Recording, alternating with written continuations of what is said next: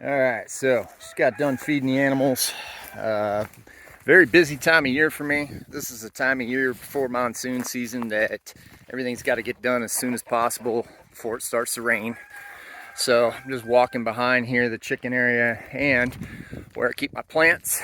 I wanted to show you guys part 2 of the hydroponic lettuce that's growing in milk jugs. So I'm gonna just take you in here and show you the results here. This is bigger than the other one, but I'll just show you so you can see for yourself. So, dun dun dun, there it is. Now, you see those spaces between? I actually took some lettuce out of here because it was starting to crowd each other. So there was actually more in here. A few of them ran out of water and they died, so that sucked. But right about at a gallon of water each is what you need for this. And I'm in the desert where it's drier, but it's very contained. As you can see, these milk jugs are buried in the ground, and they're buried in the ground so they don't get hot, and they also don't get algae in them. So the fact that they stay cooler, that means the dissolved oxygen levels stay higher in the water, which means that the roots themselves can obtain oxygen that way. I can show you guys a little diagram of how a Kratky works, but this is a Kratky system. The difference is I modified it by burying the jugs. Now, this is a 3-part master blend. You know, the common master blend that a lot of people use, but I can show you guys that as well. I'll show you that. This is butter crunch lettuce, and this is my favorite, the prize head lettuce. This stuff's actually just gorgeous and it tastes great. Over here, this is actually, dang it, oregano. I'm sorry. So yeah, this is actually oregano. This is pretty cool. So I put little cups of oregano in here just to see how they do, and most of them did all right, but for whatever reason, that one over there is not doing so hot. There's a couple of them here, but let's take these out and let's see what they're doing underneath here. So wow, this is actually pretty sweet. You guys, this is the first time I'm seeing this, so look at all those roots in there. Isn't that something? So yeah, this stuff smells so good too. I wish you guys could smell this. So yeah, that's oregano. I mean, you know, oregano's pretty small. So these are just baby, you know, these roots are tiny. So what I'll do now is, because I'm kind of done with the experiment, these haven't even used half a gallon, by the way. So, but I want to get this in a bigger net pot so these can expand. So actually, this was just an experiment. So they did well. But for the most part, like I said, everything's doing pretty damn good. I'm pretty happy with this. I do realize that once it gets warmer out here, it may be tougher with these jugs in the soil. I'm actually going to experiment year round here the first year and just see, based on the different soil temps, how things perform underground here in this system. And then as the year goes on, I'm going to expand this system because I do know that it will work in the fall and early spring and winter. So most of the year it's going to work. I think like a few months out of the year it could be a tough one for this, but that's based on my experience before with this. So anyways, yeah, so that's that. Now I'm going to take all these out. So I'm going to show you what I do next. So I'm going to take all these out, and then I'm going to take them in my little earth bag greenhouse here. I'll show you exactly what I do. So what happens is these roots will get residual on them from the nutrient solution that you put in there. So what you'll see are these little crystallized, like salt, basically. Sodium, you know, it's a calcium nitrate plus master blend plus Epsom salt. So what I do is I'll have a bucket here, and I will just dip the roots in there, rinse them off real good, like that, just to get all, you know, some of the basic residual off of it. And now what I'm going to do is set it in these cups of water. Now I'm going to do this for the lettuce. These are going to be transplanted actually into a different setup, just a bigger net cup. I just want these to get huge. So, but anyways, I'll soak them in water. And what this does is it cleans off the roots and it lowers the nitrates in the lettuce itself and the greens, because you can eat it as is. People do it all the time. It's not going to really hurt you. But if you're eating a lot of greens, the nitrate levels are going to be higher because you're using a fertilizer. And this would, even if you were using a natural fertilizer, it doesn't matter, synthetic, whatever.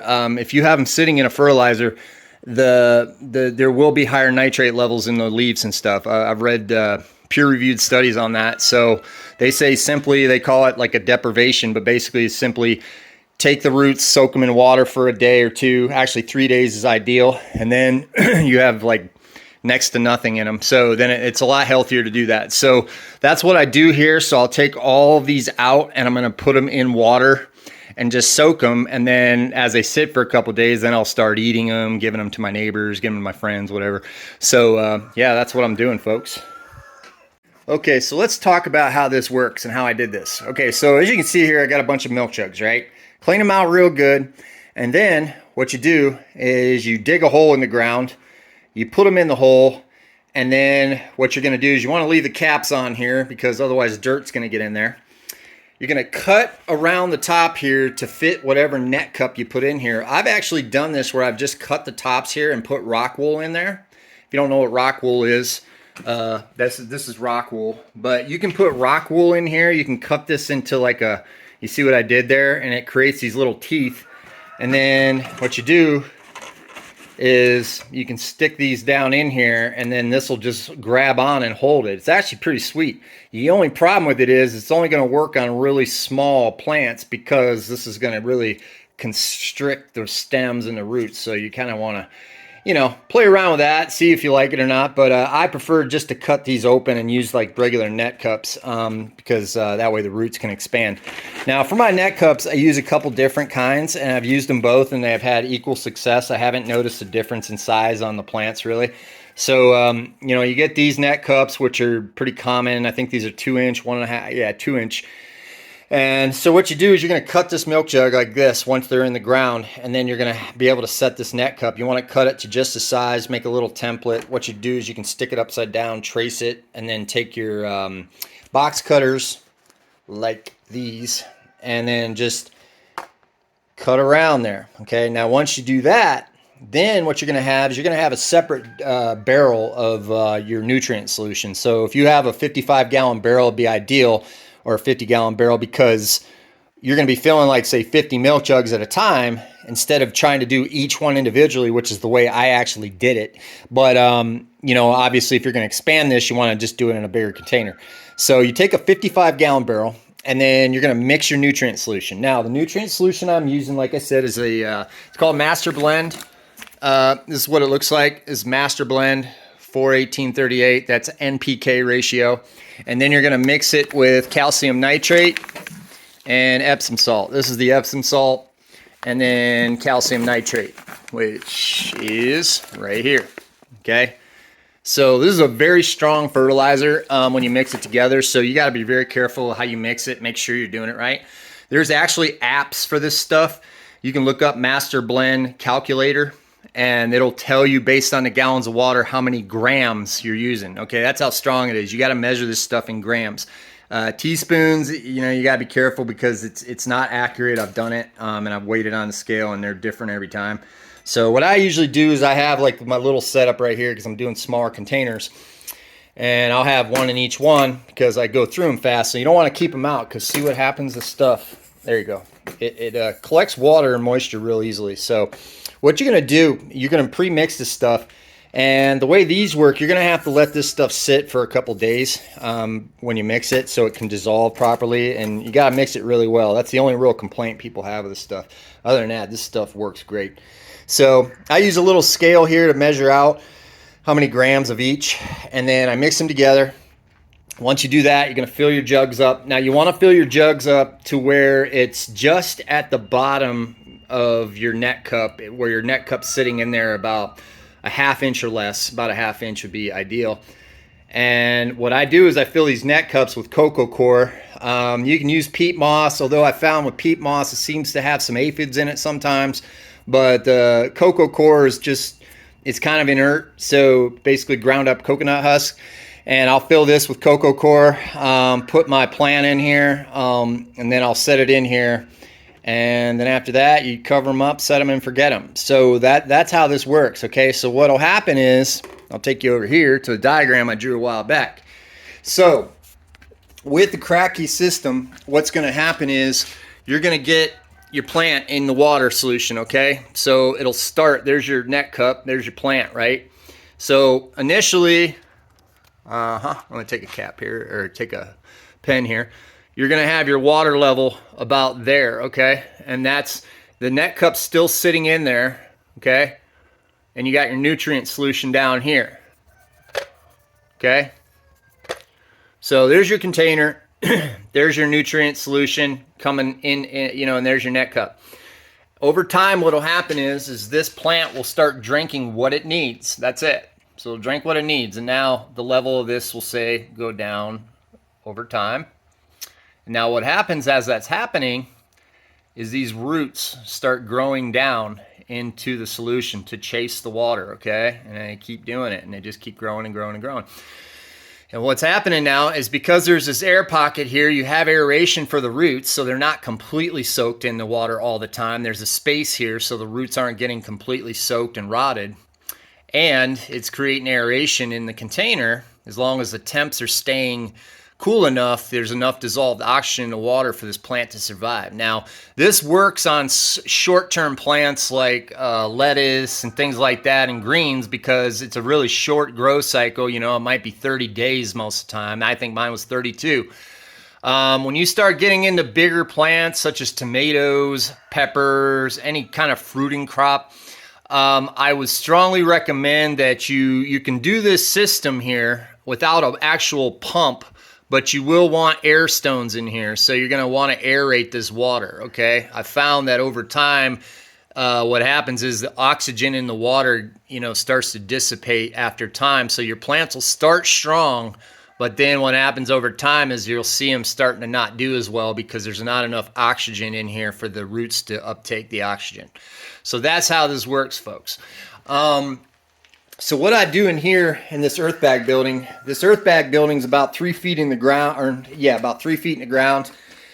And the temperatures in here kind of mimic the temperatures in the soil outside. So I can actually just look at the temps in here and kind of get an idea of what the soil temps are outside. And it stays pretty steady in here regardless of the highs and lows outside. So if it's 85 degrees outside, it's still going to be 70 degrees right now. Now this is each month, the temp's going to climb in here based on the soil temps, and by the time it gets to July, August, September, it's going to be probably the peak of the hot season in here. And then it'll lower down as fall comes. Now what I'm doing is I'm tracking the temps in here every month, just so I know by the end of the year here, I will know the temps in this building without providing heat or anything in it. What I can grow in here, and actually what I'm going to be doing is growing mushrooms in this building, because there's different mushrooms that grow ideally under different temperatures. The main thing is dealing with the humidity, which in this closed building I can make it as humid as I want. I have electricity in here. So the plan will be is I will clear all this stuff out when the time comes, and I'm going to start growing mushrooms, folks. So this is going to be exciting. You want to follow along with what I'm doing here, because this is going to be a pretty unique setup. Now my plants, I'll have everything in greenhouses out there because I've kind of got things dialed in. I'm in a new gardening zone out here, so I'm just learning this year like what grows at what times and things like that, and dealing with different weather issues and weather patterns. So anyways, so I hope you guys liked the video. I've tried to explain as best I could how to do it. It's real easy. Anybody can do it. Start saving your containers. Oh, so a couple people will mention like, well, growing in plastics and you're going to get, you know, leaching of the plastics as far as microplastics and things like that. So here's my take on it, okay? I'm not an expert and neither are they.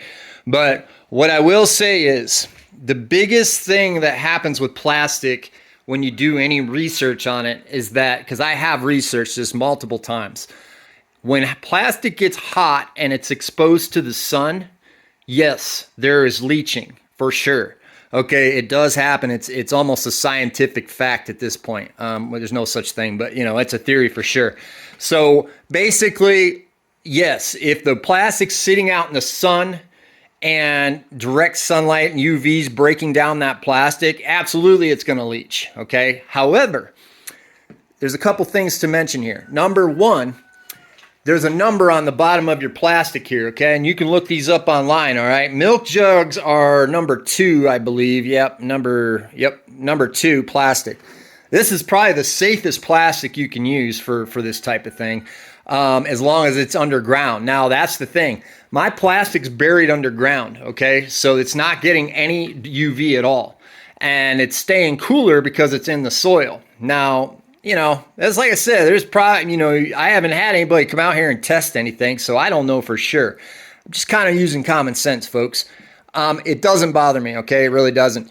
Here's the thing. You're drinking milk out of milk jugs. You're drinking all kinds of stuff out of plastic. I mean, it's endless, man. No matter what you think you're doing like right, you'll find out that what you're doing is wrong, and you're going to end up finding out that there is plastic, heavy metals, just everything's in everything. There's no avoiding it living in the first world, okay? So you try to minimize as best you can. You know, like I'm growing in these cups, but I'm indoors. This isn't direct UV light. It's just grow lights. They don't get hot, so we're good to go in here. But you put these outside, man, these things will start breaking down.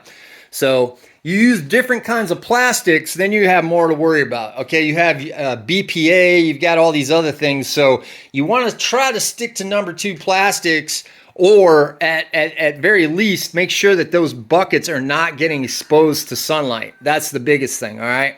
So that's just coming from some hillbilly out in the desert. Don't take my word for it. Do your own research.